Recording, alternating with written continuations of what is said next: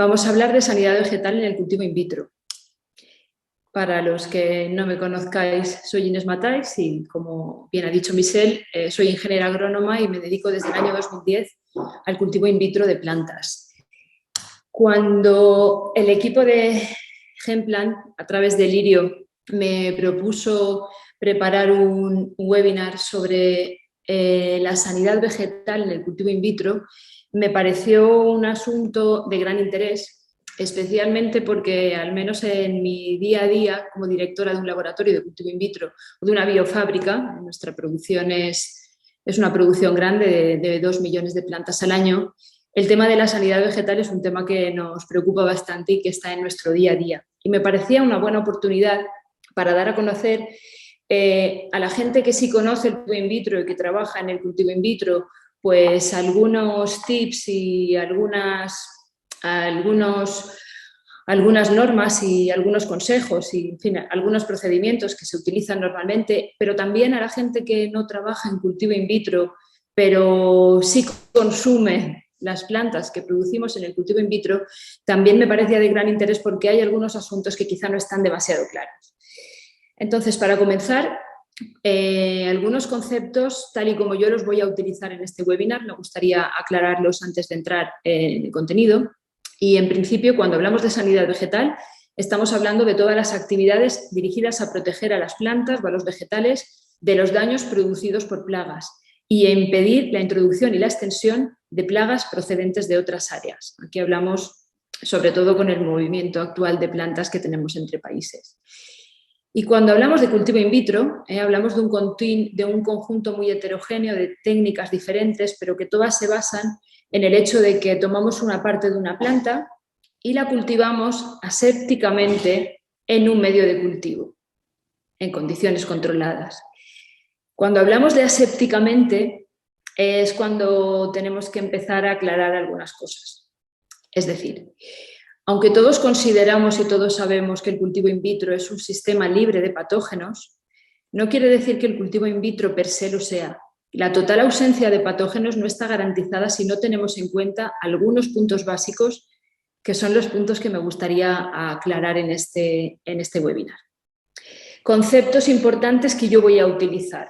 Entonces, cuando yo hablo de planta madre, que para mí es un concepto muy común del día a día, estoy hablando de la planta o el grupo de plantas que dan origen a un clon en el cultivo in vitro. Cada vez que me refiero a planta madre, estoy hablando de esto. La planta que mantenemos fuera del laboratorio en unas condiciones controladas que después veremos y de la que utilizamos material vegetal para hacer el cultivo in vitro. El establecimiento es esa fase inicial, esa primera fase del cultivo in vitro que utilizamos en los laboratorios para iniciar una propagación. Cuando yo hable de microorganismo, estoy hablando de cualquier organismo pequeño, microscópico, vivo, que convive con las plantas in vitro. Entraremos en detalle en las diapositivas, pero cuando hablamos de microorganismos, cualquier organismo que esté vivo y puede estar latente, dormido, o puede estar en crecimiento visible. Cuando hablemos de patógenos, estamos hablando de aquellos microorganismos que causan enfermedades en las plantas, tanto in vitro como in vivo o como fuera del laboratorio. Cuando hablamos de contaminación in vitro, que es un concepto también muy de todos los días aquí en Visa, estamos hablando de aquellos casos en los que los microorganismos que conviven con la planta in vitro crecen y forman colonias que son visuales. Entonces es cuando estamos hablando de contaminación. Y, por último, hablamos de saneamiento vegetal y hay algunas diapositivas específicas cuando hablamos de aquellas técnicas y de las distintas medidas que podemos utilizar en los laboratorios usando el cultivo in vitro para erradicar los microorganismos que son patógenos. Son bastantes conceptos y a mí me gustaría desde el principio pedir a los asistentes que cualquier duda que tengan la anoten en el chat de Zoom, que estará seguramente disponible para que podamos resolverlas al final de la ronda de diapositivas. Bien, ¿cómo tengo organizado el webinar? Vamos a hablar de 4 bloques. En principio, un primer bloque sobre los microorganismos que hay en cultivo in vitro, Un segundo bloque un poquito más amplio sobre la prevención, distintos puntos de prevención y distintos puntos de control. Un bloque sobre la detección de patógenos y un cierre del webinar con un resumen o un sistema de propagación de plantas libres de patógenos. Bien, una primera clasificación. No es una clasificación formal, es una clasificación para que entendamos el origen de los microorganismos que podemos encontrar en los cultivos in vitro. Hay dos tipos importantes de microorganismos, los que son de origen vegetal y el resto, que realmente están relacionados con diversos aspectos del propio laboratorio. Los microorganismos que son de origen vegetal los solemos agrupar en dos tipos y es muy importante de cara al manejo. Aquellos microorganismos que son superficiales o epífitos, que vienen en la superficie de la planta, y aquellos microorganismos que son endógenos, que vienen en el interior de la planta. Después desarrollaremos ambos conceptos. Y por otro lado, hay otra serie de microorganismos en el cultivo in vitro que están más relacionados con el sitio que trabajamos. Por ejemplo, con las superficies de trabajo, por ejemplo, con el aire del laboratorio. También hay microorganismos que están relacionados con los defectos que puede haber en el proceso de esterilización y también hay microorganismos que están relacionados con el propio manejo de los cultivos por los operarios en las cabinas de flujo laminar. Muy importante, porque no son todo lo mismo. Y aquí me gustaría y voy a intentar ir remitiendo durante todo el webinar a estos dos conceptos que son importantes a la hora de hablar de sanidad, de aquellos microorganismos que son patógenos y pueden producir enfermedades en las plantas y aquellos microorganismos que no son patógenos. Y aquí lo tenemos muy claro cuando vemos el tipo de microorganismos.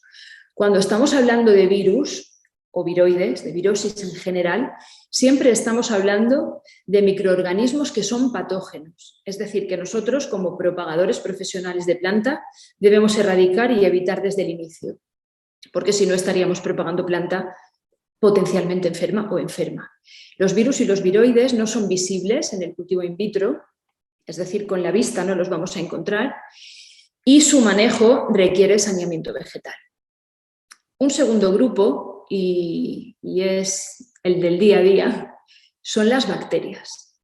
Pero en bacterias sí tenemos dos casos muy distintos. Por un lado están las bacterias patógenas, las bacterias que causan enfermedades en las plantas y que en nuestro reglamento de producción de plantas de frutal tenemos listadas y no podemos tener en nuestras plantas. Algunas de ellas incluso son plagas cuarentenarias. Aquí estamos hablando de bacterias patógenas, pues, tipo Xanthomonas, Pseudomonas, Xylella, en cultivos leñosos, pero este webinar es válido para cualquier tipo de cultivo in vitro. Pero también tenemos en los cultivos in vitro bacterias que no son patógenas, es decir, que probablemente no van a causar enfermedades en las plantas, pero que nos desarrollan el concepto de Vitropad. Vitropad es una forma que tenemos en el manejo del laboratorio de hablar de todas aquellas bacterias, principalmente, que no siendo patógenas son un problema en el cultivo in vitro porque su crecimiento y su desarrollo puede competir con la planta y aunque no sean causantes de enfermedades, pueden ser competencia por los nutrientes y hacer defectuoso el crecimiento. Es importante también en la parte de bacterias tener en cuenta que las bacterias pueden ser visibles o pueden estar latentes y no verlas. El tercer grupo importante es el grupo de los hongos y las levaduras, que también causan problemas en el cultivo in vitro y que también tenemos grupos de hongos especialmente que son patógenos, que no deben estar en nuestros cultivos y otro tipo de hongos que no son patógenos para las plantas, pero que son competencia con la planta y que perjudican la rentabilidad de todo el procedimiento del laboratorio. Generalmente los hongos y levaduras, por parte buena, tienen que generalmente son fácilmente visibles, de modo que los podemos descartar. Y luego hay otro tipo de microorganismos de los que se habla menos, por suerte, pero que también debemos tener en cuenta, como son todos los microorganismos tipo fitoplasmas, que son lógicamente patógenos, son de distintas familias, normalmente son bacterias sin pared celular que viven en el sistema vascular de la planta. En el caso de los fitoplasmas, igual que los virus, no son visibles en el cultivo in vitro, no los podemos identificar a la vista y también para erradicarlos requieren saneamiento vegetal. Y por último tenemos un grupo de patógenos que puede causar muchísimos problemas en un laboratorio y son microartrópodos, son principalmente trips, insectos muy pequeños que el principal problema que aportan en los laboratorios es que ellos mismos, al ir saltando y al ir dispersándose, pueden ser vectores de otros patógenos, generalmente de hongos. Bien, vamos a ver algunos puntos de prevención para no tener contaminaciones en el laboratorio, para no tener microorganismos patógenos en nuestros cultivos y algunos puntos también de control. Aquí los resumo un poco, pero me gustaría, antes de afrontar este bloque, comentar en varias ocasiones que realmente la mejor estrategia de manejo de las contaminaciones en los laboratorios siempre van a basarse en la prevención y en la supervisión de los puntos críticos de todo el proceso, porque realmente el control o la erradicación o el intentar eliminar microorganismos que ya están implantados en el cultivo in vitro es algo francamente complicado. Así que nuestro manejo va a ser siempre el intentar tener la máxima prevención para que estos microorganismos no entren en contacto con los cultivos. Primer punto muy importante, y sobre todo lo que voy resaltando en negrita es lo que quiero que más atención prestemos. El principal punto para que no tengamos en los cultivos in vitro patógenos es que tengamos un cuidado adecuado de la planta madre. Y el cuidado adecuado siempre va a empezar en tener los sistemas en el laboratorio, de poder analizar anualmente, incluso 2 veces al año, todas las plantas madre y poder asegurar que todas son libres de virus, de bacterias, de hongos y de todos los microorganismos que puedan resultar patógenos. Todos los propagadores de planta debemos tener en nuestro despacho, por especie, una lista de todos aquellos hongos, virus y bacterias que son patógenos de nuestras plantas y tener sistemas para que cuando vayamos a iniciar los cultivos a través del establecimiento elijamos siempre plantas que no tengan estos patógenos. Porque si entramos plantas que... Aparte de testarlas, lógicamente estas plantas deben mantenerse a resguardo de otros insectos, que son el principal vector que tenemos para ir contagiando virus, con lo cual las solemos tener cubiertas de mallas anti-trip. Idealmente, y así os he puesto una fotografía que ilustra un poco el que a mí me parece un buen sistema de tener la planta sana. Como la veis, la planta está en altura, la base no está rozando el suelo, tiene un riego localizado y aunque ahí no están en ese momento expuestas, trabajamos con trampas cromáticas para identificar si hay insectos en la zona de resguardo. Hay que cuidar estas plantas intentando evitar las heridas, que son principalmente la fuente de entrada de hongos y de bacterias, y tener un programa sanitario de cultivo lo más exigente que se pueda tener, donde controlemos todas las enfermedades que están causadas por los hongos, las bacterias y controlemos los insectos. Es decir, primer punto, la planta madre sana, testada, analizada sana y mantenidas en condiciones de sanidad. Siguiente punto importante de prevención, el establecimiento de cultivo in vitro. Hay varios tips que quiero revisar por aquí que debemos tener en cuenta para que durante el establecimiento hagamos bien las cosas y nuestros cultivos in vitro estén libres al máximo de microorganismos y libres al 100% de patógenos. En la fase del invernadero es importante seguir unas poquitas normas, son pocas pero son muy importantes. La primera, y vuelvo a resaltar en negrita, utilizar solo planta madre que tenemos la certeza de que no contiene patógenos. En segundo lugar, tener un procedimiento de desinfectar las tijeras entre planta y planta y tener esta... Es un muy buen consejo registrar, y debe estar bien registrado, las individualizadas. Y registrar bien en nuestro cuaderno de campo de qué plantas concretas estamos haciendo el establecimiento para poder después trazar en caso de cualquier origen. Y luego procesar las muestras lo más rápido posible desde que se cortan. Entramos al invernadero y el primer tip importante es el lavado fuera de la zona limpia, si puede ser en una zona de prelavado, que no entremos al laboratorio nada de tierra y nada que pueda venir con la planta. Y luego en negrita, tener un adecuado procedimiento de asepsia o de desinfección del material vegetal. En líneas muy generales utilizaremos una serie de fungicida, desinfectante y lavado en agua estéril. En los dos siguientes pasos, sembrarlos en medios de cultivo adecuadamente esterilizados, y es importante, y después se comentará también un poco, es uno de los procedimientos que mayor seguridad aporta, y es utilizar en estas primeras fases los medios de cultivo enriquecidos con pectonas, con levaduras, de modo que si hay algún microorganismo que sobrevive a la desinfección superficial, nos pueda salir pronto a la vista y podamos descartarlo. Los desinfectantes más habituales están en todos los manuales de cultivo in vitro, los tenemos en esta tabla. Generalmente el más utilizado es el hipoclorito de sodio, que se puede utilizar en distintas dosis y es fácil de conseguir y no es peligroso de manejar.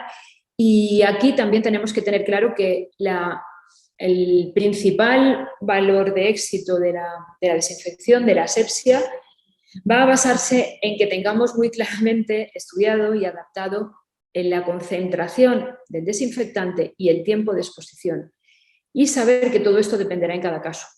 Dependerá en cada especie, dependerá en el estado de lignificación también del material vegetal, que no siempre es el mismo, del momento del año, y normalmente en los laboratorios lo que tenemos son distintas asepsias lo más adaptadas posible a los distintos tipos de materiales. Siguiendo con los puntos de control, supongo que serán muchas más, pero he tratado de poner un poco lo más básico, y es contar con unas buenas prácticas en el laboratorio.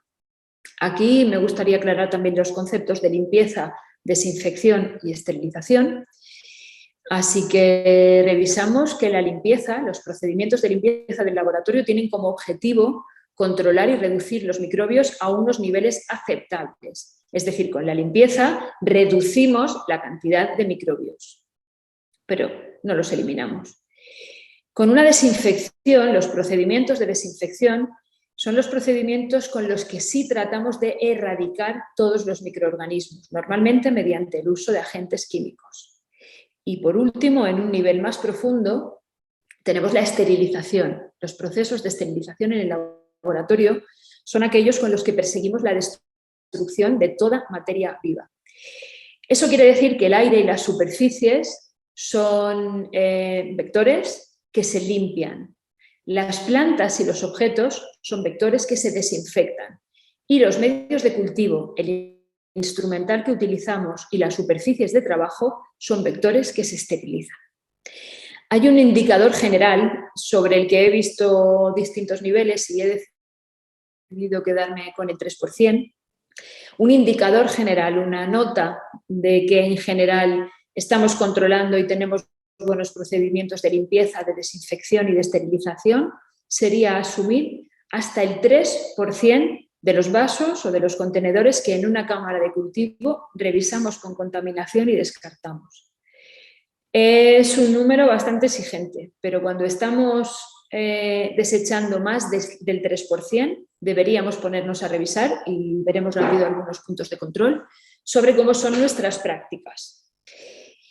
Y luego hay una parte muy importante que somos las personas. Entonces, las personas estamos en todos los procedimientos del cultivo in vitro y aquí he puesto algunos puntos imprescindibles desde mi punto de vista de tener con mucha disciplina. Todos los procedimientos de esterilización deben hacerse con un adecuado manejo de autoclaves y con unos adecuados procedimientos de vertido de los medios estériles. El medio que se esteriliza y se vierte sobre el contenedor estéril debe hacerse dentro de una cabina de flujo laminar y siempre por personal entrenado y personal que sabe cómo hacerlo. Todavía más importante es el entrenamiento del personal en cabinas, es decir, las personas que van a hacer los trabajos directos sobre las plantas mucho tiempo y como directores de laboratorio debemos tener muy claro que hasta que las personas no están suficientemente entrenadas y trabajan bien en asepsia, no deberíamos entregar materiales vegetales delicados o materiales vegetales que tengamos poca planta o que sean muy comprometidos porque las personas necesitan un entrenamiento importante para trabajar sin contaminar. Hay algunos puntos muy importantes como son el lavado previo de manos, y ahora que todos conocemos cómo son los lavados de manos o cómo deben ser antes de entrar en la sala de siembra. La protección, la barrera física, que al menos en nuestro laboratorio siempre utilizamos batas, guantes, gorro y mascarilla, que son la forma para mí más eficiente de evitar que sobre los cultivos pueda haber microorganismos desde la persona. El uso de un alcohol o similar en el propio momento de trabajo, la desinfección de manos, la desinfección de la zona de trabajo es muy importante, y luego contar y saber utilizar y que funcionen bien los equipos de esterilización del instrumental, que hay de diversos tipos, pero sea del tipo que sea que utilicemos, debemos saberlo utilizar bien y tener muy claro que el instrumental está esterilizado a la hora de hacer el trabajo. Otro punto de buenas prácticas agrícolas, de buenas prácticas en el laboratorio, lo tendríamos incluido aquí en 2 bloques. El control de la limpieza de las superficies de trabajo, especialmente de las superficies directas de trabajo, se puede monitorizar de forma bastante sencilla, y en todos los manuales tenemos procedimientos, tomando de vez en cuando muestra con un hisopo sobre las superficies de trabajo, más siembras en placa, en medio de cultivo, y observar si las superficies están suficientemente limpias cuando vamos a hacer los trabajos. Es un modo de monitorizar que esto está sucediendo. Serían sitios a los que acudir si estamos en la cámara de crecimiento descartando más del 3% de los vasos, como ese indicador que hemos hablado antes. Y luego hay muchos tips importantes a la hora de controlar la limpieza del aire, la limpieza del ambiente. Mi consejo es que los laboratorios, al menos en la parte más delicada, que son la sala de siembra, la cámara de crecimiento y la zona donde se guardan los medios estériles, debería contar únicamente con una ventilación forzada a través de un sistema que vaya filtrando el aire. No es aconsejable que haya ventilación directa a la calle. Además, es una herramienta muy barata y creo que muy efectiva, y no es demasiado peligrosa si se utiliza bien, la desinfección ambiental mediante ozono. Hay pequeños equipos de ozono, no son caros, portátiles, que se pueden ir distribuyendo por estas 3 salas, y que mediante el uso continuado de la exposición del ambiente al ozono tenemos una seguridad de que el ambiente está más libre de patógenos. Por supuesto, controlar los accesos de las personas. A estas salas no deberían entrar más que las personas que tienen que hacer los trabajos y con el vestuario apropiado.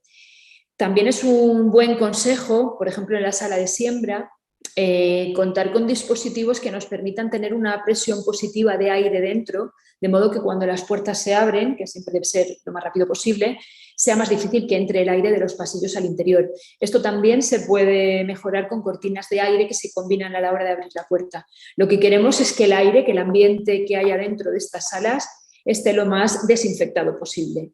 Y puntos de control fáciles también de utilizar es tener procedimientos de placas abiertas, placas destapadas durante 8 horas, por ejemplo, en algunos puntos críticos de estas salas, y luego observar el crecimiento. Esto nos da una manera sencilla y visual de monitorizar si estamos contando con un aire suficientemente limpio.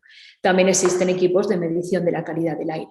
Y para el interior de las cabinas de flujo laminar de la zona de trabajo, es importante ser rigurosos con el mantenimiento de las propias cabinas, y aquí 2 puntos muy importantes: la limpieza de los prefiltros, por ejemplo, un par de veces al año, y el cambio de los filtros SEPA cada 2 años o cada 3 años, siempre va a depender del uso, pero debemos tener en cuenta que la calidad del trabajo dentro de la cabina va a ser muy dependiente de que el sistema de filtrado EPA esté funcionando. Y por otro lado, a nosotros también nos ha ayudado mucho ir monitorizando el flujo de aire mediante anemómetros. Hay anemómetros más sencillos y anemómetros más complejos, pero podría suceder, y a nosotros nos ocurrió, que las cabinas de flujo laminar, que normalmente en los laboratorios son grandes y tienen 2 turbinas, una de las turbinas de la pareja se estropeó, y tardamos un poco en darnos cuenta con el anemómetro que no había el flujo suficiente de aire. Y es importante darnos cuenta de esto porque tenemos un sistema de control, y no darnos cuenta de esto porque tenemos unas elevadas contaminaciones. Bien, ahora vamos a pasar a algunos puntos más bien de control. Vamos a entrar en puntos un poquito más técnicos. Lo anterior pues era principalmente un poco de manejo de laboratorio. Bien, ¿qué hacemos cuando hay microorganismos en los cultivos in vitro? Tenemos distintas formas de aproximarnos a esta problemática y siempre va a depender de dos cosas: qué tipo de microorganismos y, por supuesto, como hemos diferenciado al principio, si estamos hablando de patógenos o simplemente vitropats o microorganismos con los que debemos convivir. Aquí vuelvo a repetir, y creo que lo repetiré alguna vez más, que es muy, muy complicado eliminar los microorganismos una vez que están establecidos en los cultivos. Otra cosa es que tengamos formas de manejarnos y de convivir con ellos, pero eliminarlos del todo es muy complicado. Por eso repito que cuando estamos hablando de patógenos, la única acción interesante es ir a plantas que no tengan patógenos y hacer los establecimientos de nuevo. Sobre la aproximación química, sobre el uso de antibióticos. De forma general, los productos, y aquí listamos algunos que se suelen utilizar en los laboratorios de cultivo in vitro, van a tener un efecto más bien bacteriostático. Es decir, van a mantener, quizá no, pero en el mejor de los casos, van a mantener el desarrollo de las bacterias. Pero es difícil que encontremos antibióticos, procedimientos, dosis o formas de que estos antibióticos realmente tengan un efecto bactericida y acaben con estos patógenos. Lo normal es que utilizando algunos de estos productos, ahora repasamos un poco por encima, podamos mantener a raya que estas bacterias no se desarrollen, no haya contaminación, no creen colonias, no las veamos, pero siguen estando ahí y generalmente cuando dejamos de usar los antibióticos vuelven a proliferar. Es por eso que ante el caso que sucede de tener cultivos, identificar que hay bacterias, siempre tenemos que hacernos esta pregunta. ¿Son patógenas? No podemos seguir trabajando. ¿No son patógenas si son bacterias que han entrado a través del aire, a través de la piel de las personas, o son bacterias endógenas que estaban en los cultivos? Podemos intentar alguna de estas aproximaciones que voy a explicaros, pero siempre teniendo en cuenta el coste que va a tener aplicarlas y el tener que depender de estos productos hasta final de su ciclo. Hay muchos productos. Aquí en Europa trabajamos mucho con los productos de Duchefa y en América se trabaja también con los de Phytoteslab. Hay muchas otras casas, pero en su catálogo distintos productos. Aquí os he puesto unas fotografías de un par de antibiogramas que hicimos en el laboratorio. Un antibiograma es una aproximación, digamos, experimental que se hace en los laboratorios cuando aparecen este tipo de contaminantes y queremos intentar identificar ya no tanto de qué bacterias se trata, que no siempre es ni siquiera necesario, una vez que tenemos claro que no son bacterias patógenas, de los distintos productos como la streptomicina, la cefotaxima, la gentamicina, que son productos que habitualmente puede comprarse en estos catálogos. No todos van a tener efecto sobre todos los contaminantes. Entonces, un antibiograma, aquí vemos dos ejemplos. La placa de la izquierda más amarilla tenía el contaminante que llamábamos D, no teníamos identificado, y la de la derecha el contaminante que llamábamos A. Entonces, si veis estos puntitos, son unos discos pequeños que están bañados en el bactericida que vamos a probar, y lo que hemos hecho es sembrar en estas placas una suspensión de los dos contaminantes a distintas dosis y ponerlas a cultivo. Y el resultado es muy visual y podemos ver que con el contaminante D, el antibiótico 1, que es la streptomicina, por ejemplo, era capaz de frenar el desarrollo mucho más que el 3, que en este caso era la cefotaxima. Y en la placa de al lado pues tenemos un resultado parecido para ese contaminante, excepto la cefotaxima, que es el 3, el resto tenían un cierto poder bacteriostático sobre el contaminante. Esta es una aproximación. Cuando tenemos una contaminación, hacer un antibiograma con este tipo de productos y elegir con cuál vamos a trabajar. Yo os digo por experiencia que es hacer largo algo que su fin es el fin, es terminarlo y volver a empezar. Pero muchas veces estamos al final de ciclos y nos podemos plantear si es un modo de, mientras que restablecemos los cultivos, pues mantener estos vitropads, estos este tipo de bacterias, mantenerlos y que no sean competencia. Hay algunos productos de amplio espectro, como el PPM, el Plant Protection Mixture, y el Proclean, que normalmente son también una base en los laboratorios, uno es un poquito más caro que el otro, pero son una base para estos casos en los que estas colonias se reproducen. Estas colonias se reproducen también de forma importante en las fases finales del cultivo in vitro, las fases de enraizamiento, porque el propio corte de la planta y el propio metabolismo del enraizamiento genera unas exudaciones que a veces son el desencadenante de que bacterias que estaban un poco latentes en las últimas fases y estos últimos medios de enraizamiento crezcan más. Entonces, a veces esto puede corregirse con un producto tipo Proclean.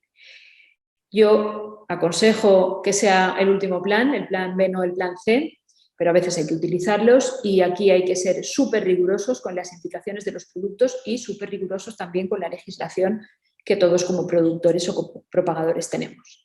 Esta es la primera aproximación. La segunda aproximación a mí me gusta mucho más y creo mucho más en ella y creo que es la aproximación que realmente nos hace diferentes como propagadores y es la capacidad de aplicar el cultivo de meristemos apicales como fuente de esplantos y también como estrategia.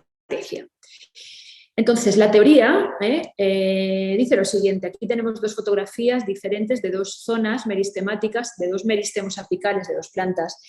Y lo que es por todos conocido es que por la propia naturaleza del meristemo, donde hay células diferenciándose, una zona de regeneración, ante una planta que tenga un patógeno o un microorganismo, pero especialmente nos interesa en el caso de plantas que tienen un patógeno, si somos capaces de escindir y de hacer el cultivo in vitro, de establecer el cultivo in vitro a partir de esas zonas apicales, tenemos muchísima menor probabilidad de que aunque la planta madre tenga el patógeno, ese patógeno haya venido con el explante a nuestro laboratorio, principalmente por la naturaleza de las células en esta zona, pero también se han estudiado casos de inactivación vírica, quizá relacionada con el propio metabolismo de la zona, con los equilibrios de hormonas que están sucediendo en ella. Pero lo que es interesante, y está muy demostrado, que una de las formas, digamos, sencillas es utilizar el cultivo de meristemos para establecer los clones. En el dibujo del centro, perdón, en la ilustración del centro, pues podría verse el caso muy, muy resumido de un meristemo, bueno, así como hecho a lo grande, los meristemos son mucho más pequeños, establecer a partir de un meristemo que sabemos con mucha certeza, pero no 100%, que va a estar libre del patógeno y a partir de ahí generar un clon.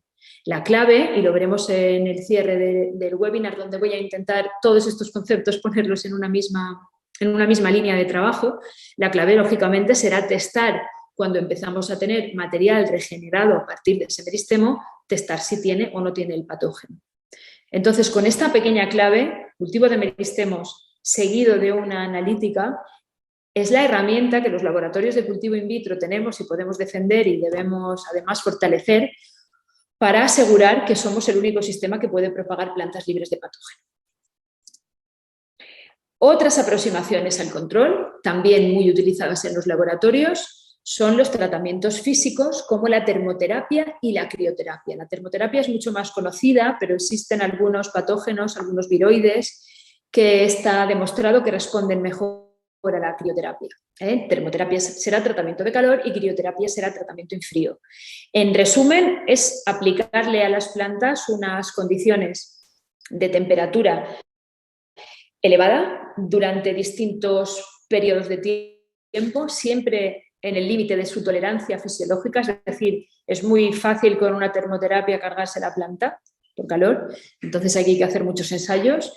Y esto podemos hacerlo tanto en planta ex vitro, en la planta madre, como en la planta in vitro. Y el procedimiento varía un poquito, pero la base es la misma.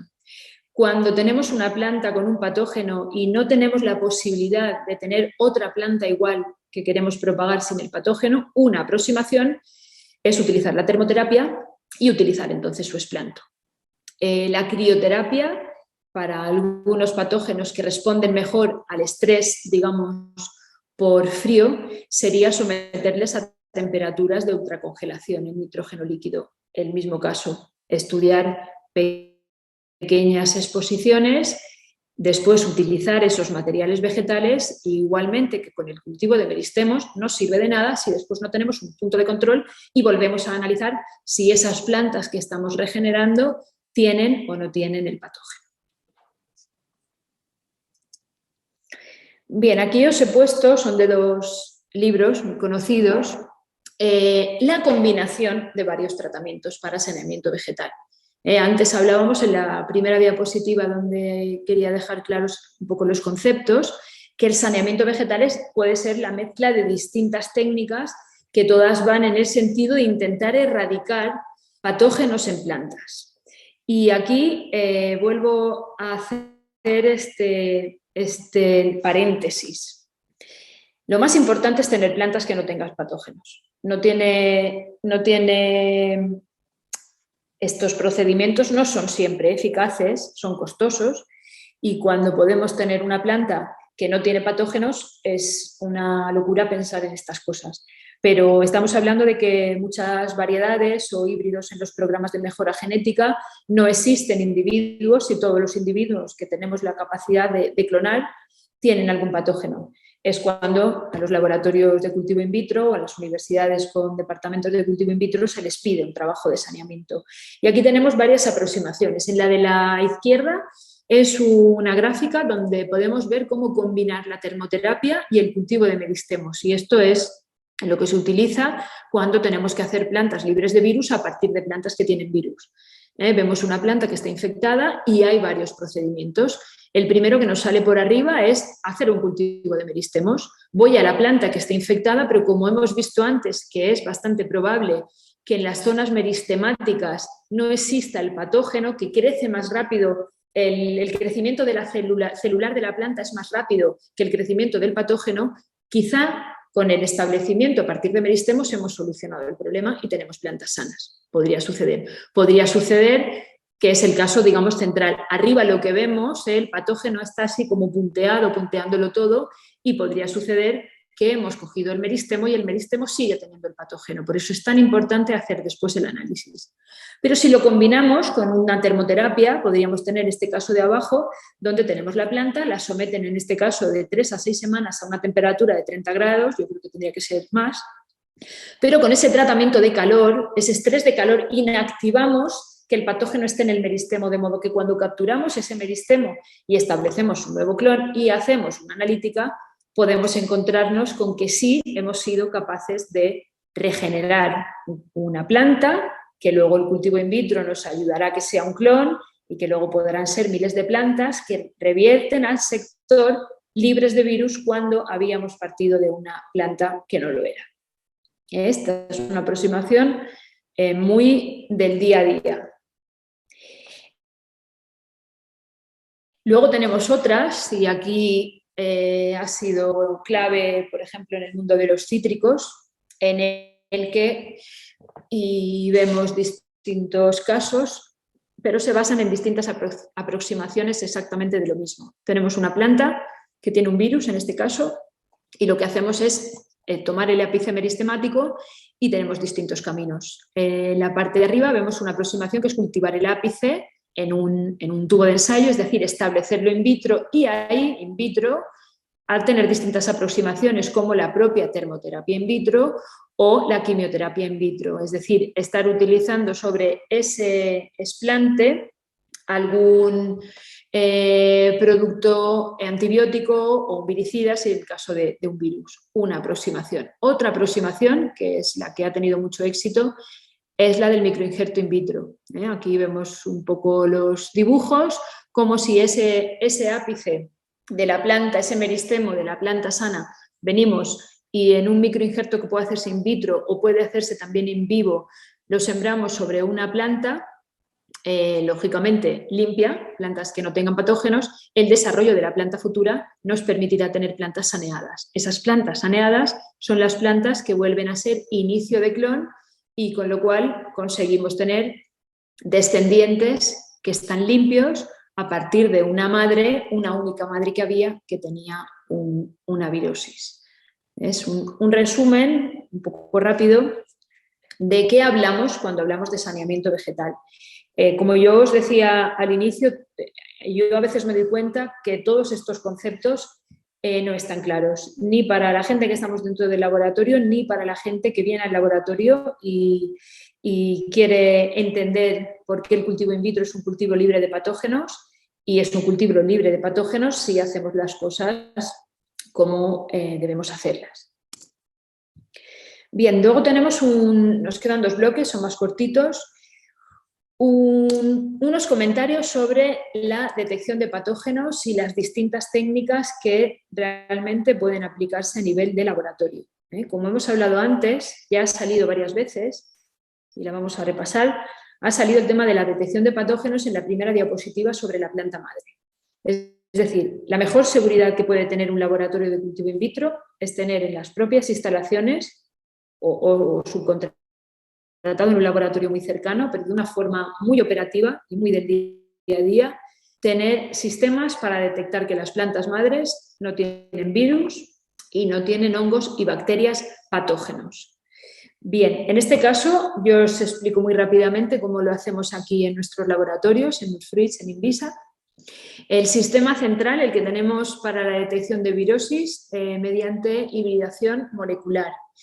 Aquí lo que hacemos es que tenemos un sistema implantado desde el año 2015 que utilizamos en colaboración con un centro de referencia de virología, que es el Instituto de Biología Molecular y Celular de Plantas en Valencia, que es un centro de referencia, y lo que hacemos es que a través de ellos contamos con unas sondas en las que están introducidos los ARNs de 13 virus y viroides, que son los que pueden perjudicar o los que son patógenos para los prunus, una de las familias de especies que principalmente propagamos.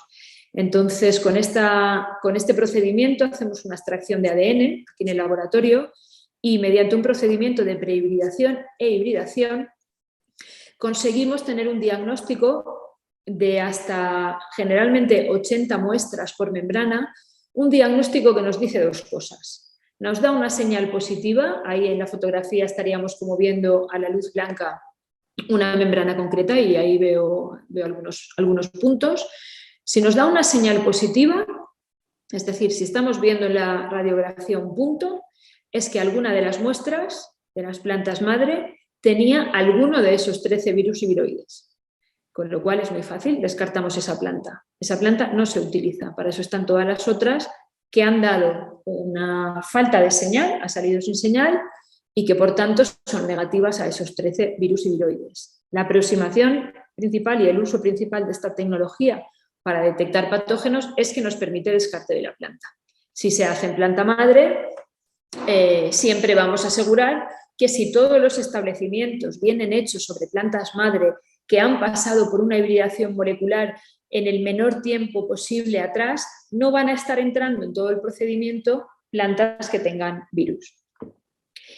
El segundo punto importante, que en este caso en la diapositiva lo tenemos en el tercer bloque, es cómo hacemos aquí para testar los hongos y las bacterias que son patógenas. En este caso, la hibridación molecular no hay un procedimiento que nos ayude a hacerlo, y aquí lo que hicimos fue hacer la inversión en una PCR cuantitativa y tener un procedimiento de control de todas las plantas madre sobre las que vamos a extraer explantes y también sobre las plantas madres sobre las que vamos a cortar material de injerta, y para una serie de patógenos que tenemos customizados y que son los patógenos que nuestro reglamento no nos permite tener en las distintas especies que propagamos, no utilizar nunca plantas madre que no hayamos testado que tienen estos patógenos. Estamos hablando de patógenos, en estos 2 casos, tanto virosis como hongos y bacterias.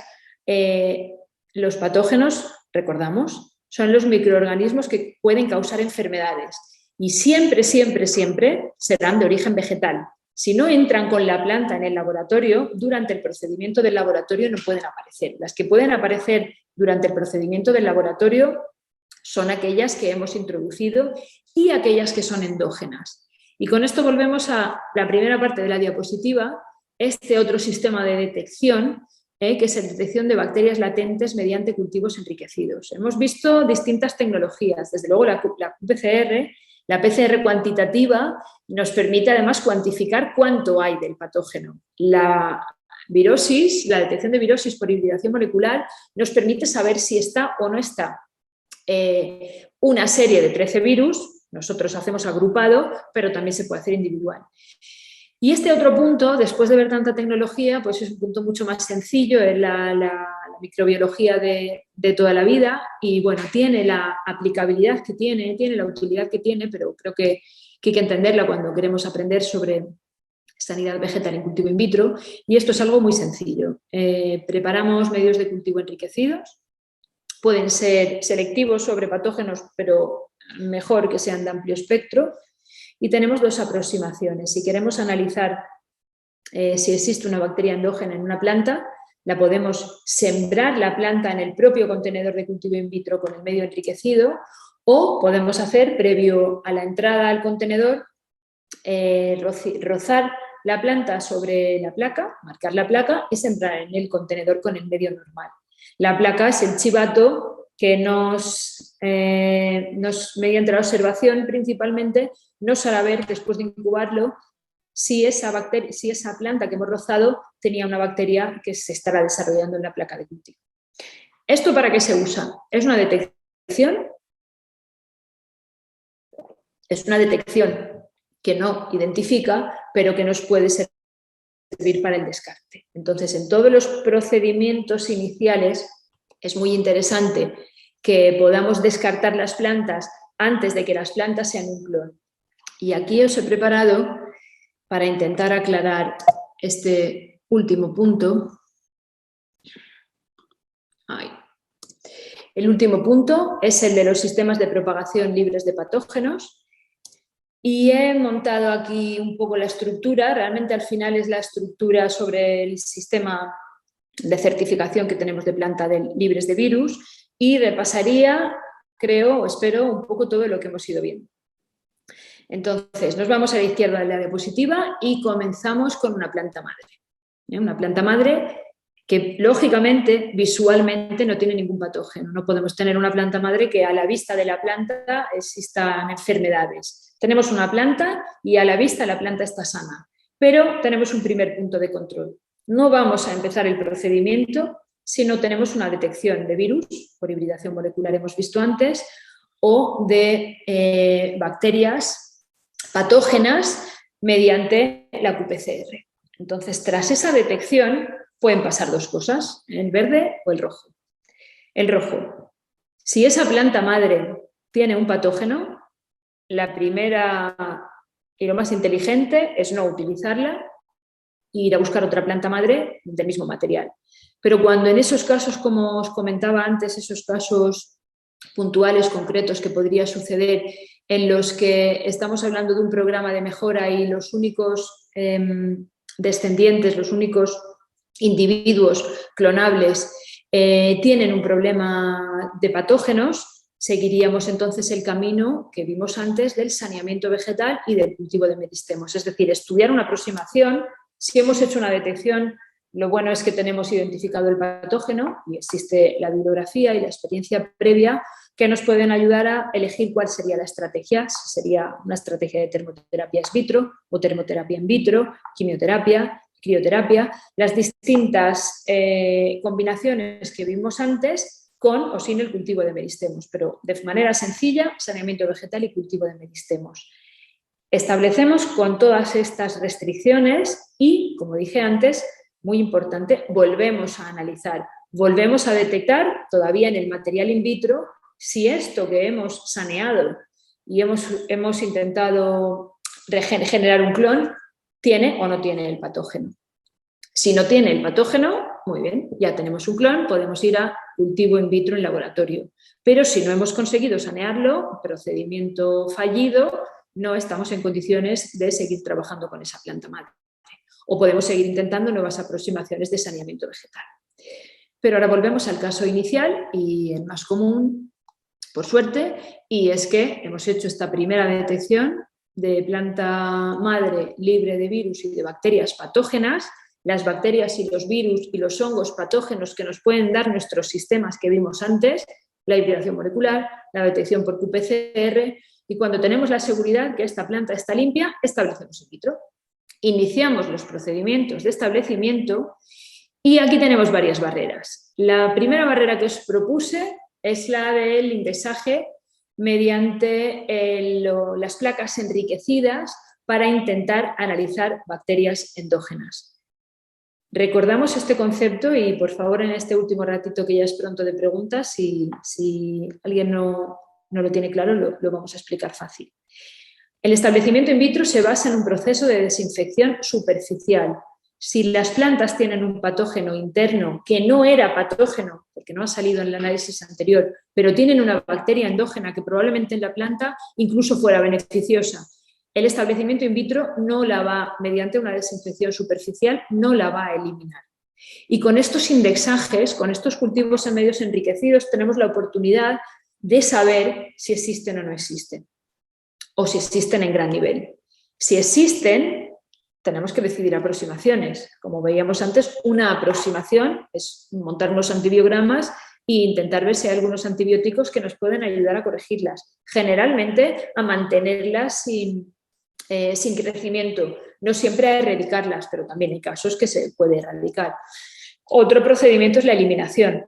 Aquí cuando hablo de eliminación, no hablo de eliminación total del clon, pero sí de tener en cuenta que si vamos a estar trabajando y produciendo planta con unos cultivos que, aunque no tienen patógenos, porque ya lo vimos antes, sí tienen una cierta carga de bacterias endógenas, es muy, muy importante el entrenamiento y la profesionalidad de las personas que están en la selección de los vasos de cultivo para que tengamos claro cuál es el umbral a partir del cual un crecimiento de bacteria no nos es compatible con todo el procedimiento de cultivo in vitro y hay que descartarlo, y cuáles sí.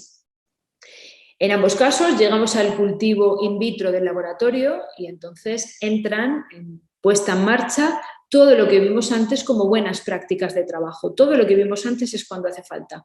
Cómo se trabaja en cabinas, cómo debemos monitorizar la desinfección del aire ambiental, cómo debemos monitorizar el adecuado procedimiento de autoclavado y de todo lo que se esteriliza, el instrumental. Con unas buenas prácticas de trabajo en el laboratorio estaremos siendo capaces de no desarrollar microorganismos que nos perjudiquen en el cultivo.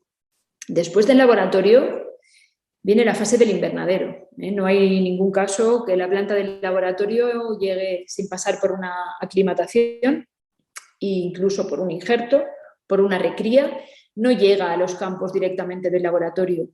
Y aquí es donde me gustaría volver a resaltar lo que está claro y todos sabemos, que el cultivo in vitro es la única técnica capaz de propagar plantas libres de patógenos. Repito, si hemos iniciado el cultivo con cultivos libres de patógenos o los hemos saneado, y durante el laboratorio, durante la fase del laboratorio, no van a entrar patógenos. Pueden entrar microorganismos del aire, de la piel de las personas que trabajan, de un defecto de esterilización, pero lo que no van a entrar son patógenos. Ahora bien, cuando estas plantas pasan a la aclimatación y pasan a los invernaderos de recría, ya no están en las condiciones controladas y asépticas del laboratorio. Están en contacto con otras plantas, las cultivamos en sustratos, no las cultivamos en medios estériles, y en este momento esas plantas vuelven a poder ser susceptibles de contagiarse de un patógeno, porque ya no están. Bueno, los invernaderos ahora tienen mucha protección anti-insectos, pero no están como estaban en la cámara de cultivo.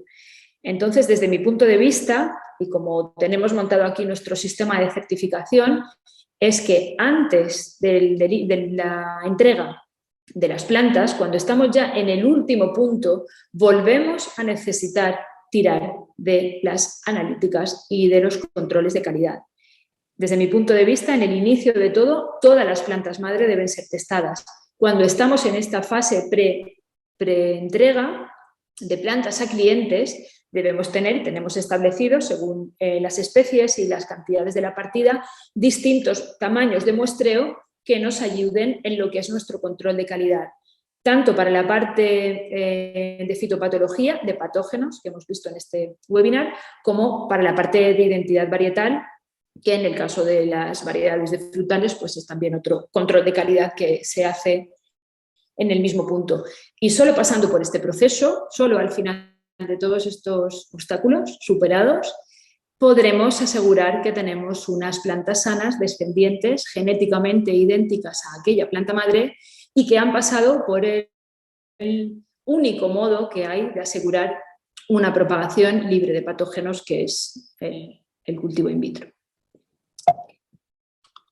Entonces, como conclusiones, si estaría visto todo lo que os he preparado. Como conclusiones tenemos lo siguiente. Vamos a repetir un poco lo que hemos visto. El cultivo in vitro, con sus adecuados sistemas de control, es el único sistema capaz de propagar grandes cantidades de plantas libres de patógenos. Eso es una fortaleza, desde mi punto de vista, muy grande para las personas que nos hemos decidido a trabajar en cultivo in vitro, que no es un sector fácil por muchas razones, que técnicamente no es fácil, pero que cuando estamos hablando de la globalización y de las plagas que ya son globales y que cualquier plaga en X meses, años está en todos los continentes, que en todas las zonas agrícolas y zonas de cultivo existan laboratorios de cultivo in vitro que sean capaces de tener estos sistemas de detección y de desarrollar procedimientos que permitan, mediante el saneamiento y mediante la clonación libre de patógenos, entregar plantas sanas, plantas libres de virus y libres de bacterias, pues desde mi punto de vista es una de las fortalezas que el sector agro puede aprovechar del cultivo in vitro. Luego, que puertas adentro, en el día a día nuestro, en el laboratorio, debemos convivir con lo que llamamos contaminaciones, con lo que son microorganismos que están en los cultivos que no son patógenos, repito, no son patógenos porque hemos testado que no lo sean y si lo son hay que descartarlos, pero generan contaminaciones que son descartes de plantas, son pérdidas de planta y que a nivel de todo el procedimiento pueden hacerlo muchas veces poco rentable. Si no tenemos bajo control las contaminaciones, porque no tenemos puntos de monitorización del aire, nos puede suceder que estemos perdiendo mucha planta y ese es uno de los miedos y uno de los problemas que tiene el cultivo in vitro. Esto se soluciona con la prevención. Los puntos que vimos al inicio, todos esos puntos iniciales de buenas prácticas, de planta sana, de cabinas de flujo laminar bien mantenidas, autoclaves testados que funcionan, supervisando distintos puntos críticos, creo que podemos asegurar que las contaminaciones de microorganismos no patógenos no sean más del 3% y no nos perjudiquen demasiado. Y por último, el punto importante del saneamiento vegetal. Yo no lo sé si el sector conoce y sabe que el cultivo in vitro puede sanear el material vegetal, que no es fácil, pero que existen los procedimientos y que muchas veces hay estos casos en los que no existen individuos sanos de unas características genéticas que son interesantes clonar y que el único modo que tenemos de solucionarlo es a través del saneamiento vegetal e intentar conseguir esos primeros individuos sanos y luego se podrán propagar in vitro, se podrán propagar de forma tradicional, pero partir siempre de planta saneada. Y bueno, esta sería hasta aquí la presentación.